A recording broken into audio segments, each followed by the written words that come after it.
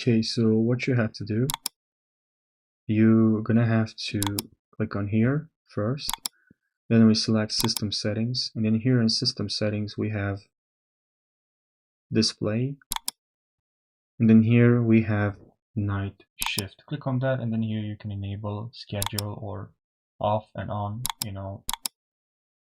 Now the color temperature is changing for sure, and you can turn this on.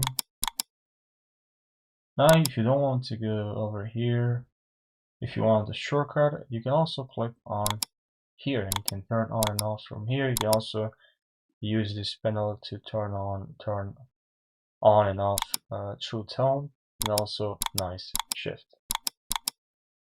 So I hope you found this short tutorial helpful. If you found this helpful, like this video, subscribe, I'll really appreciate it. Thanks for watching.